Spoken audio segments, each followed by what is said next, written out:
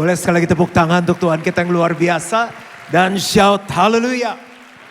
Urapi setiap kami, berikan hati yang terus lapar dan haus. Dan biar kami pulang membawa sebuah jawaban kebenaran. Dan kami menjadi murid-murid yang melakukan firman Tuhan. Di dalam nama Tuhan Yesus, amin. Silakan duduk Bapak Ibu yang kasih oleh Tuhan. Senang sekali berjumpa dengan keluarga tercinta. Kangen banget sama GBI Gilgal Love. Visi Tuhan bagi GB Gilgal dalam menjadi jemaat yang kuat dalam 5 area. Jadi setiap kali kita datang ke GB Gilgal kita tahu kita dimuridkan, kita akan dibawa menjadi jemaat yang kuat di area rohani, jasmani, karakter, keuangan, hubungan atau keluarga. Dan visi itu kan jangka panjang sehingga setiap tahun kita coba pilah atau belah dengan tema tahunan, dan tema tahun ini adalah growing up, bertumbuh. Lalu kita bagi lagi per bulan, dan tema bulan ini adalah The Great Commandment, sebuah perintah agung atau perintah besar, dan juga The Great Commission, sebuah tugas yang besar atau agung. Sudah didahului oleh PDP Michael, Pak Jimmy Bakhtiar, lalu oleh Pastor Sam, dan sekarang saya akan lanjut tentang The Great Commandment, dan minggu depan saya akan sambung dengan The Great Commission. Nah, saya kasih judul yang lebih sederhana adalah hal yang paling utama dalam hidup. Dalam hidup itu ada urutan, jadi mesti nomor 1, 2, 3, 4. Misalnya waktu ngikutin pembangunan Gilgal Center 2, dimulai dari planning, arsitek menampung setiap kebutuhan, lalu digambar, dimulailah dengan pancang. Setelah pancang mulai kita pikirkan bagaimana MEP, mechanical engineer, lalu sebentar kebalik, structure, architecture and plumbing, baru ME, mechanical engineer, baru masuk ke interior. Kurang lebih seperti begitu. Kalau ibu-ibu yang suka masak kita lihat YouTube. Jadi ibu-ibu perhatikan ya. Yang pertama kita harus nyalakan apinya. Kemudian wajahnya disiapkan, ditaruh minyak. 3 sendok teh, bukan 3 gayung. Nanti waktu sudah mulai panas minyaknya dimasukkan bawang putih 2 butir saja. Waktu sudah mulai agak coklat kita angkat ya ibu-ibu, jangan dimakan. Nah ada urutannya 1, 2, 3, 4. Dan kita bertumbuh dengan ajaran seperti itu. Jadi nanti belajar tambah-tambahan, kurang-kurangan, kali-kalian bagi bagian. Nah menarik waktu saya kecil ada lagu gini. 1-1 aku sayang ibu. Pada nggak tahu ya lagu ini ya. 2-2 juga sayang ayah. Sampai saat ini saya masih belum ngerti kenapa nomor 1 ibu dan nomor 2 ayah. Aku nggak rasis sama sekali, diskriminasi. Karena menurut saya ibu nggak mungkin ada tanpa ayah gitu. Tapi saya udah bisa terima dan kita langsung baca ayatnya. Jadi kita mau bahas yang paling utama, paling mendasar. Markus 12 ayat 28 sampai 34. Lalu seorang ahli Taurat yang mendengar Yesus dan orang-orang Saduki bersoal jawab dan tahu bahwa Yesus memberi jawab yang tepat kepada orang-orang itu, datang kepadanya dan bertanya, hukum manakah yang paling utama? Jawab Yesus, hukum yang terutama ialah, dengarlah hai orang Israel, Tuhan Allah kita, Tuhan itu Esa. Kasihlah Tuhan Allahmu dengan segenap hatimu dan dengan segenap jiwamu dan dengan segenap akal budimu dan dengan segenap kekuatanmu. Dan hukum yang kedua ialah kasihlah sesamamu manusia seperti dirimu sendiri. Tidak ada hukum lain yang lebih utama daripada kedua hukum ini. Lalu kata ahli Taurat itu kepada Yesus, tepat sekali guru, benar katamu itu, bahwa dia Esa dan bahwa tidak ada yang lain kecuali dia. Memang mengasihi dia dengan segenap hati dan dengan segenap pengertian dan dengan segenap kekuatan dan juga mengasihi sesama manusia seperti diri sendiri adalah jauh lebih utama daripada semua korban bakaran dan korban sembelihan. Ayat 34 kita baca sama-sama yuk. 2, 3. Yesus melihat bagaimana bijaksananya jawab orang itu dan ia berkata kepadanya, engkau tidak jauh dari kerajaan Allah. Dan seorang pun tidak berani lagi menanyakan sesuatu kepada Yesus. Menarik sekali bahwa mereka tahu tentang kebenaran ini. Mereka mengerti tentang kebenaran ini. Mereka setuju dengan kebenaran ini. Dan mereka bilang sama Yesus, tepat sekali perkataanmu guru. Yesus bilang, bagus, engkau tidak jauh dari kerajaan Allah. Berarti dekat tapi belum masuk. Nah, aplikasinya banyak orang Kristen tahu kebenaran, ngerti kebenaran, setuju dengan kebenaran, tapi sebelum kita melakukan kebenaran itu, kita masih jauh dari kerajaan Allah. Yang kita harus lakukan adalah melakukannya, dan dengan itu kita hidup dalam kerajaan Allah. Jadi saya hanya mau khotbah 2 hal saja. Bagaimana kita bisa melakukan the great commandment. Bagaimana kita melakukan hal yang paling utama atau mendasar ini. Nah, menarik sekali banyak orang Kristen itu membangun sesuatu, bisnis, keluarga, pekerjaan. Ada jendela, ada pintu, kalau ini rumah ada atap, ada genteng, tapi tanpa dasar. Nah, yang kita mau belajar hari ini the great commandment adalah dasarnya. Karena Mazmur 11 ayat 3 bilang begini, jika dasar-dasar dihancurkan, apakah yang dapat diperbuat oleh orang benar itu? Banyak kita tertarik yang kelihatan tapi gak mau fokus sama yang tidak kelihatan. Untuk itu waktu kita mau belajar yang pertama, poinnya adalah meletakkan dasar yang benar. Saya mau gambar dulu 2 hati ini. Mirip gak? Boleh lah ya. Nanya sendiri, jawab sendiri. Nah, ini kalau saya lihat dibagi 4 nih. Katanya kita harus mengasihi Tuhan dengan segenap hati, dengan segenap jiwa, dengan segenap kekuatan, dan dengan segenap akal budi. Jadi kalau kita bilang, Tuhan aku sayang banget sama Tuhan. Seberapa sayangnya? 100%. Kalau ini 100% berarti saya coba analogikan nih 25%, 25%, 25%, dan ini 25%. Kasihlah Tuhan Allahmu dengan segenap hati, jiwa, kekuatan, akal budi, dan kasihlah sesamamu manusia sama seperti dirimu sendiri. Berarti bicara mengenai kasih ini kepada Tuhan, dan kasihi sesama seperti sama dengan diri sendiri. Ini gak bisa dipisahkan. Ini jadi satu kesatuan, ini jadi satu kesatuan. Mari kita bahas satu persatu supaya dasar kita kuat. Yang pertama adalah mengasihi Tuhan dengan segenap hati. Ternyata mengasihi Tuhan dengan segenap hati punya 2 arti. Yang pertama adalah kerinduan, yang kedua adalah motivasi. Pertanyaannya gini, kita bilang sayang Tuhan tapi dengan segenap hati enggak? Cara ngeceknya gini, kita ke gereja Minggu tuh masih rindu gak ya? Aduh kok nunggu hari Minggu lama banget ya. Ada orang yang rindunya cuma sebulan sekali pas Minggu pertama doang. Ada yang lebih parah lagi rindunya cuma setahun 2 kali. Pas Paskah sama Natal. Gak enak lu Natal, kita gak ke gereja. Akhirnya abis Natal terus nanti Paskah lagi gitu. Ini semua contoh di kebaktian yang lain.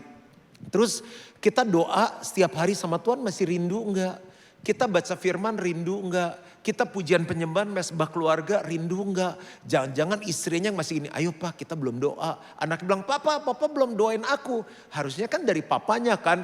Papa, mama, anak-anak semuanya rindu. Rindu tuh kangen. Kayak saya misalnya kemarin pergi 2 minggu travel, ada tugas. Lalu saya di sana kan WhatsAppan sama istri sama anak, video call. Aku kangen. Terus pas saya harus pulang, saya landing di airport, istri saya harus berangkat. Jadi kita gak ketemu, pisah lagi 3 hari. Pas kemarin ketemu saya peluk istri saya, aku kangen banget. Tapi setiap hari kita tuh bilang kangen, sayang gitu.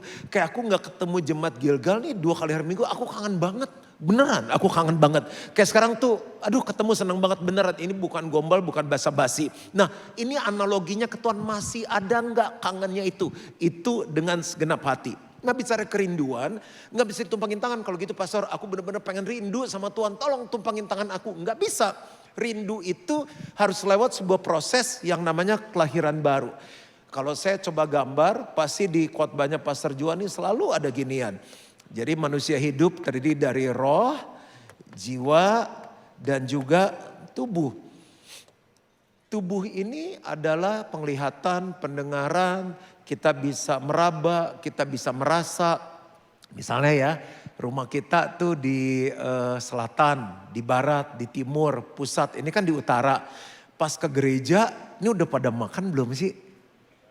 Udah, oke mantap. Ini kebaktian yang paling semangat. Coba kita tes, shout haleluya. Ya betul, sudah makan, sah. Nah lagi pengen mie keriting Siantar nih. Aduh lagi pengen kue teo tomat, apa tuh kue teo tomat yang enak di Muara Karang? akang. Terus kayak lagi pengen makan apa gitu, udah pada ngiler semuanya nih. Itu berarti kita masih normal, kayak kangen banget lagi pengen makan martabak yang di samping Muara Karang, di samping kali itu gitu. Nah lalu jiwa kan pikiran, perasaan, kehendak. Kita masih pengen punya, kangen kan perasaan kita. Duh enak ya waktu main salju dulu di Swiss. Aduh pengen ke Bali yuk, udah lama gak jemuran, pengen makan babi guling nih gitu. Jadi itu kita masih connect. Nggak usah ditumpangin tangan karena jiwanya hidup, tubuhnya hidup, kita punya kerinduan.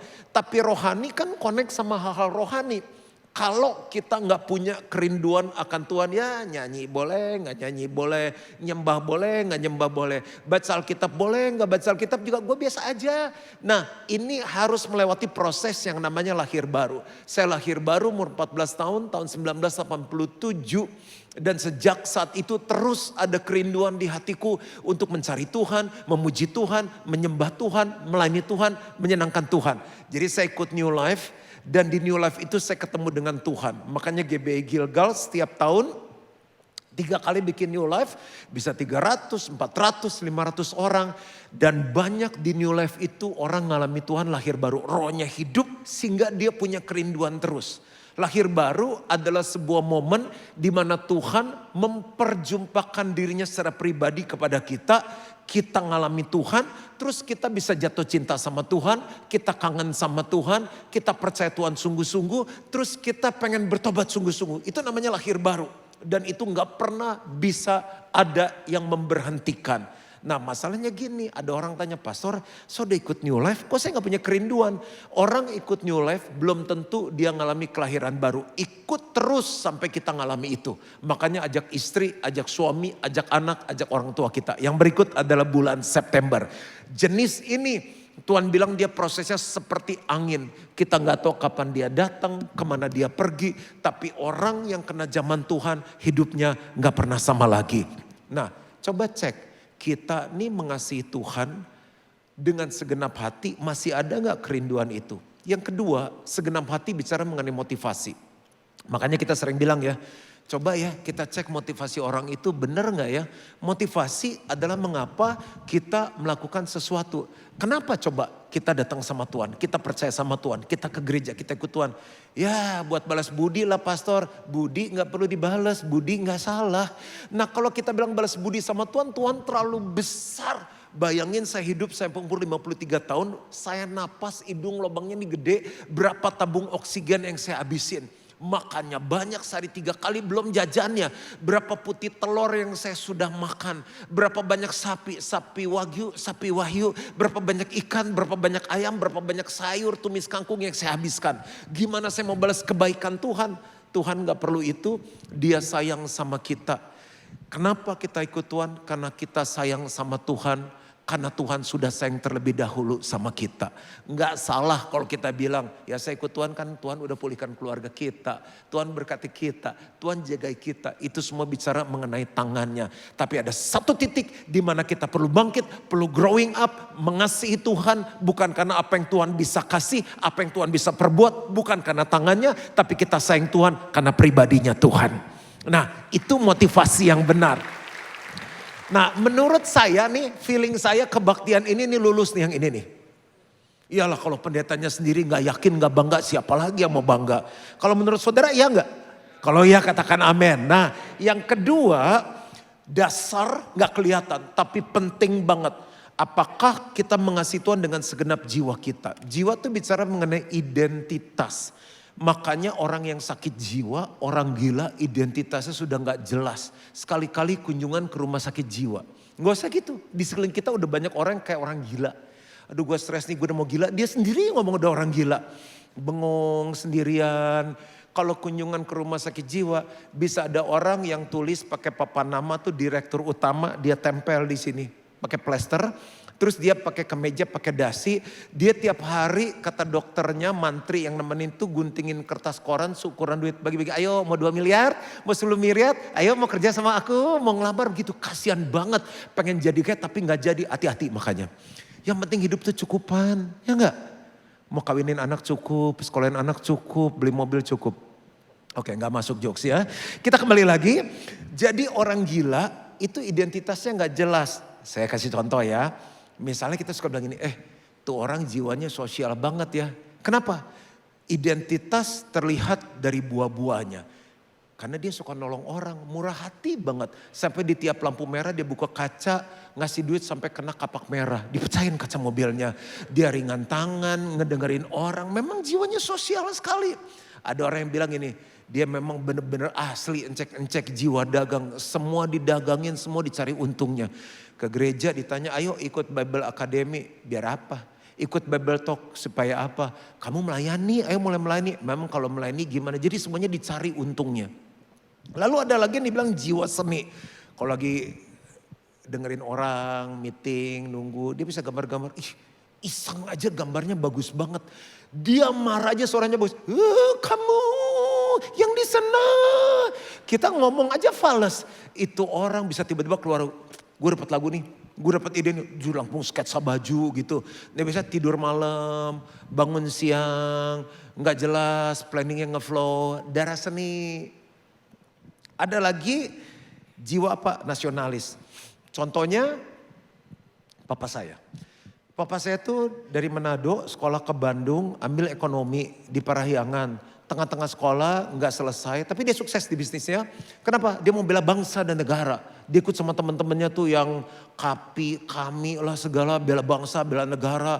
Pas ikut Tuhan, jadi hamba Tuhan, jadi pendeta, dapat visi untuk Gilgal gini. Membangun jemaat yang kuat di mana alam maut tidak menguasainya di kota-kota provinsi di Indonesia. Itu hari provinsi 27 terus pemekaran jadi 34. Dan saat itu dia mau serahkan kepada Juan Mogi jadi gembala sidang. Saya bilang, Pak sorry banget ya kalau 34 provinsi sih kagak kuat. Orang satu gereja jadi gembalain susah banget gede. Kalau mau kita gak usah bangun Gilgal. Kita tolongin gereja lain. Mau Gilgal, kita bantu mereka. Tapi saya mau fokus satu gereja. Butuh 2 tahun sampai dia bisa. Oke. Makanya sekarang kita bikin CLC, Church Leaders Conference, bikin Next Gen Conference. Kita bantu gereja-gereja. Tapi itu orang nasionalisnya luar biasa. Orang-orang kayak gini kalau jiwanya kebangsaan, rapat RT ya. Siapa nih yang Moses Kamling masa kosong? Siapa yang jaga wilayah kita? Kalau bukan kita, saya Pak, siap. Wah nasionalisnya tinggi banget. Nah kalau kita melayani Tuhan dengan segenap jiwa, aplikasinya gimana? Identitas kita harus jelas. Kita adalah hamba Tuhan. Waduh pastor salah, situ pendeta hamba Tuhan. Kita pengusaha. Kalau gitu pengusaha bukan hamba Tuhan siapa? Hamba setan dong. Kita semua hamba Tuhan. Coba bilang sama-sama, saya hamba Tuhan. Mau artis, mau politician, mau ibu rumah tangga, mau pelajar, mau mahasiswa, kita hamba Tuhan. Buahnya terlihat. Tugas kita cuma satu, melakukan apa yang Tuhan minta. Itu mengasihi Tuhan dengan segenap jiwa kita. Mengerti bahwa kita hamba Tuhan dan melakukan apa yang Tuhan mau. Menurut saya ini lolos nih kita semua nih. Berasa banget sih. Nih jemaat kebaktian ini mengasihi Tuhan dengan segenap jiwa. Yang ketiga, mengasihi Tuhan dengan segenap kekuatan kita. Artinya apa? Totalitas sumber daya kita. All out. Ada orang yang ngejar cewek all out. Kirimin bunga, kirimin coklat, jemput, bukain pintu, kursinya ditarikin, makanannya dituangin, ajak ke restoran. Wih keren, salah nggak? Nggak salah, itu contoh totalitas. Ada orang penampilannya memang keren banget. Pokoknya jam 5 pagi makeup artis, jam 6 giliran stylist rambut, jam 7 yang masangin gaun datang, pemberkatannya jam 10, pokoknya kenceng, jambul 10 cm gak goyang, tak akan beranjak, tak akan bergoyang. Keren banget, gak salah tante, itu kita lakukan untuk Tuhan. Ada yang siapkan pernikahan, wih keren banget pakai wedding stylist, wedding organizer. Siapa nih yang mau deket-deket mau menikah? Nggak apa-apa yang keren. Saya dulu walaupun nggak punya uang, yang penting saya punya visi dulu. Jadi saya keliling, saya kan seneng musik orangnya. Jadi saya cari MC yang bagus siapa, penyanyi yang bagus siapa, musiknya yang bagus siapa. Saya pengen pakai musik kamar yang pakai ada cello, violin, biola, terus pakai bass gede tuh yang dung dung dung dung dung when I fall in love gitu. Nah saya ikutin tuh di venue ini, saya ikutin MC-nya bilang nggak pernah ketemu nih klien mau nikah sampai gini saya detail. Nah saya bilang saya mau masukin lagu ini, nanti saya pengennya lagu ini, saya pilihin satu-satu temanya juga. Waktu pemberkatan nikah saya pengen temanya kayak Taman Eden. Jadi walaupun saya nggak pernah ke Taman Eden, saya bayangin. Jadi saya cuma mau bunganya putih semuanya. Dan kalau hijau itu daun. Saya pengen bener-bener natural sekali. Terus nanti ada kolam-kolam begitu. Ada floating candle-nya. Terus romantis banget gitu. Saya sedetail itu. Salah nggak? Nggak salah. Karena apapun juga yang kamu buat, perbuatlah seperti kepada Tuhan dan bukan untuk manusia. Kita all out untuk pernikahan, untuk banyak hal. Saya suka lihatin orang-orang kalau mau konser tuh bisa satu geng berpakaian seperti si penyanyinya itu. Wah, saya bilang keren kali. Dan mereka ngafalin lagunya. Where's gonna skate, where's gonna skate. Sampai pup di WC, suaminya bilang dia ngafalin lagunya di luar kepala. Sampai udah lupa lagunya apa. Yang penting dia datang bawa center, bawa segala macam. Dan mereka all out saya, wey, gonna skate. Sampai akhirnya posting di Instagramnya jadi reels. Keren gak? Keren banget. Terakhir cerita orang all out di, kemarin saya dari Amerika kan, saya turun di New York. Nah di New Jersey itu kan final kan Piala Dunia ya kemarin ya. Itu pendetanya cerita bilang ini, Pastor tahu gak jemaat kita orang biasa nabung beli tiket final 6.500 US dollar. Itu berapa? Hampir 140 juta. Saya pindah ke kota lain, itu mereka cerita $7.600 US beli tiket.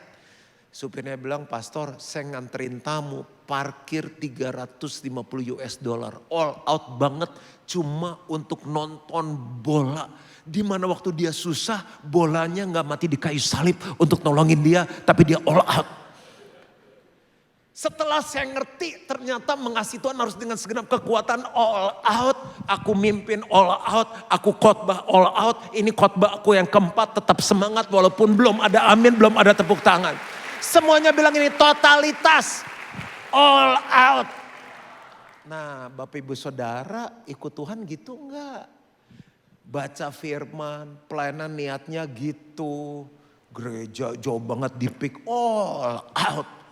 Parkir susah banget, muter 3 kali baru dapat all out. Hujan susah banget di Gilgal kalau hujan. Kita pengennya sih bikin kayak mall gitu loh. Jadi langsung turun pakai lift. Cuma ya budgetnya gak ada. Oke kembali ke sini. Mengasihi Tuhan, oh lupa dicoretin. Tapi feeling saya nih ya jemaat ini sih benar-benar melayani Tuhan dengan segenap kekuatannya. Dan yang terakhir. Mengasihi Tuhan dengan segenap akal budi. Artinya apa? Kita mesti mikir. Kita perlu berpikir. Kita perlu berencana. Saya sayang istri saya mikirin. Saya rencanain. Saya bilang ini Luz. Kalau nanti aku pergi duluan. Ih jangan ngomong-ngomong gitu dong. Lah kamu mau duluan? Kamu masa ngomong aku duluan?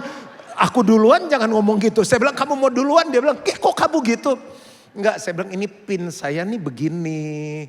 Saya ini ada investasi ini gini. Udah nggak mau tahu. Saya jadi harus tulisin untuk anak saya. Saya pikirin. Dia sekolah. Saya bilang Carissa mau ambil master enggak? Belum kepikir dia katanya. Saya mesti, jadi mau di mana nih Cak? Kuliahnya mau di mana? Udah yakin ya bisnis ya. Nanti kamu nih mau praktek kerja kan September internship. Kamu internship di mana? Dia yang mau, zaman gue nyari sendiri. Zaman sekarang bapaknya yang mikirin. Terus Cak ini bener loh. Jangan nanti bolos-bolos begini. Saya bilang gak enak loh Dedi. Saya bilang. Ntar Dedi mau kesini kamu ikut gak? Boleh juga Dedi, gak bisa kerja. Terus habis kuliah mau kerja di mana prakteknya? Habis itu mau ngambil master gak? Saya pikirin. Nah Bapak Ibu Saudara tahu gak sih Tuhan tuh mikirin kita loh tiap hari. Kalau kita bilang aku sayang Tuhan dan kita gak pernah mikirin hatinya Tuhan. Menurut saya ada satu titik di fondasi ini. Kalau fondasi ini 100%, di sini 25%, 50%, 75%, ada fondasi yang bolong mungkin di sini. Saya kasih contoh aplikasi ya. Mengasihi Tuhan tuh bukan cuma nyanyi, I love you Lord and I lift my voice. Atau mengasihimu selalu. Itu cuma lagu. Tapi mengasihi Tuhan dengan segenap akal budi gini. Misalnya contoh. Tahun ini 2026 pertobatan apa yang aku mesti lakukan ya. Saya tes ya. Siapa Bapak Ibu Saudara yang datang hari ini sudah nggak ada yang perlu bertobat. Udah kudus banget suci. Angkat tangan. Boleh pulang, silahkan yang udah kudus tadi. Saya juga minder khotbahnya kan, Bapak Ibu kudus sekali saya juga gak sanggup. Nah berarti Tuhan apa ya tahun ini ya, misalnya saya harus lepasin ini ya. Kedua, karakter Yesus apa yang saya mau fokus kembangin ya. Lebih sabar tahun ini, gak pelit tahun ini, lebih setia misalnya. Itu mengasihi Tuhan dengan akal budi. Tuhan Yesus mati untuk seluruh dunia. Selama saya ke gereja ini, saya cuma pergi sendiri doang sama keluarga saya. Siapa ya teman-teman dan keluarga saya yang saya mau ngajak minggu depan. Pas Pastor John mau khotbah tentang The Great Commission lagi. Misalnya. Lalu kita ada acara Breakthrough Night ya. Itu tanggal 19 Agustus. Itu momen dimana kita mau bawa teman-teman keluarga yang belum kenal Tuhan. Iya ya, banyak banget nih. Teman-teman saya lagi krisis, mending saya undangin ke sini Pastor John khotbah. Itu mengasihi Tuhan dengan akal budi lagi. Kan Gilgal Center 2 belum selesai. Apa yang ku perlu bantu ya? Kayaknya pengen deh dalam hidup ini partisipasi dalam pembangunan rumah Tuhan. Lalu gini, saya selama ini cuma datang, duduk, diam, dengerin firman, ngasih duit sampai minggu depan. Kayaknya saya perlu terlibat dalam pelayanan ya. Saya terlibat dalam pelayanan apa? Itu mengasihi Tuhan dengan akal budi. Lengkap sudah. Kita udah belajar 4-4-nya. Bayangkan kalau setiap orang Kristen ngerti mengasihi Tuhan tuh perlu seperti ini. Itu ibarat dia lagi membangun kehidupan dengan dasar yang sangat kuat. Itu yang dimaksud dengan great commitment. Saya tutup dengan poin kedua khotbah saya. Yang kedua adalah membangun keseimbangan yang baik. Ini gak gampang loh. Harus mengasihi Tuhan, mengasihi sesama, mengasihi diri sendiri. Mengasihi dengan segenap hati, jiwa, kekuatan, akal budi. Gimana saya melakukannya? Saya akan gambar di slide yang kedua. Jadi dengan apa yang kita punya, misalnya waktu ada 24 jam. Lalu kita punya keuangan, rupiah atau dolar. Kita punya talenta, kita punya apalagi pemikiran, otak, kita punya tenaga, apa saja resources kita. Nah keseimbangan tuh kayak begini. Ada orang yang benar-benar fokus ke sesama, sosial, menangin jiwa. Ini sesama, dia udah gak mikirin diri sendiri. Dan di sini Tuhan. Sampai di sini anak-anaknya terluka karena papa mamanya banyak fokus ke gereja nolongin orang, bisa aja. Tapi ada orang-orang juga yang sebagian besar dia cuma mikirin untuk diri sendiri aja. Gimana aku tambah kaya, tambah sukses, tambah terkenal, tambah powerful. Ya sosial-sosial, dia masih mikirin sesama. Tapi dia gak pernah mengasihi Tuhan dengan segenap hati, jiwa, kekuatan dan akal budi. Untuk Tuhannya kecil sekali. Jadi yang benar gimana pastor? Ini yang saya pelajari dari firman Tuhan. Ini yang saya hidupi selama saya lahir baru dari 1987. Saya meletakkan the great commitment semuanya ini. Saya menempatkan Tuhan, diri sendiri, keluarga, dan sesama. Saya tidak kotak-kotakan. Kalau saya anggap ini jam 12 siang, jam 3, jam 6 sore, jam 9 malam. Setiap jam saya selalu ingat dasar yang baik adalah saya mengasihi Tuhan dengan segenap hati, jiwa, kekuatan, akal budi. Saya mengasihi sesama seperti diri saya sendiri. Saya enggak hanya mikirin Tuhan, saya kotakan oke Tuhan minggu aja ya. Jam 3 sampai jam 4 sore enggak. Hari Senin, Selasa, Rabu, Kamis, Jumat, Sabtu, Minggu, 24 jam. Saya harus hidupi ini. Mengasihi Tuhan dengan segenap hati, jiwa, kekuatan, akal budi. Dan mengasihi sesama seperti diri sendiri. Sudah 30 tahun lebih saya lahir baru. Dan saya menikmati dasar yang kuat. Hujan datang, badai melanda, banjir menerpa. Tapi saya tetap kuat di dalam Tuhan. Dan suatu yang luar biasa, bukan hanya bangunannya kuat, pohonnya kuat, tapi menghasilkan buah-buah yang matang. Doa saya supaya jemaat Gilgal punya dasar yang kuat. Bertumbuh, berbuah di dalam Tuhan. God bless you all. Mari bangkit berdiri bersama-sama. Is my desire to honor you, to honor you. Lord, with all my heart, I worship you. Semua yang aku miliki, all I have within me, all I have within me, I give you praise, I give you praise. All that I adore, all that I adore is in you. Is in you. Come on, get ready, let's worship. Say, Lord, I give you my heart, I give you my soul. I live for you alone. I live for you alone.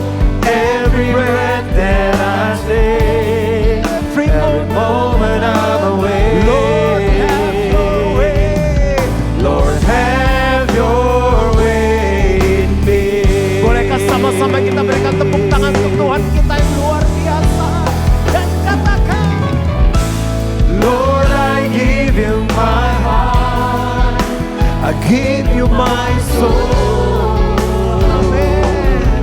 I live for you alone. Every breath that I take, every moment I'm away. Lord, have your way in me. Sementara musik main dengan lembut, pejamkan mata kita, renungkan firman Tuhan. Jika dasar-dasar dihancurkan, apakah yang dapat diperbuat oleh orang benar itu? Bahkan waktu dasarnya hancur, bangunan itu harus dirobohkan kembali, mulai lagi dari nol. Bereskan dengan Tuhan, Tuhan ampuni. Aku selama ini gak ngerti, motivasiku salah. Aku udah gak ada lagi kerinduan.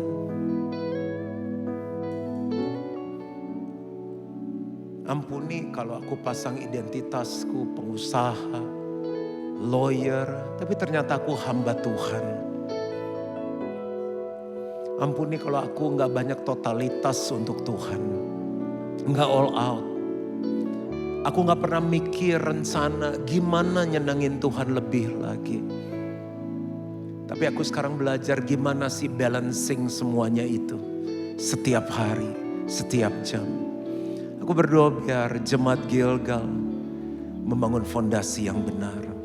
Aku minta ini di dalam nama Yesus. Dan semua yang percaya sama-sama katakan amin.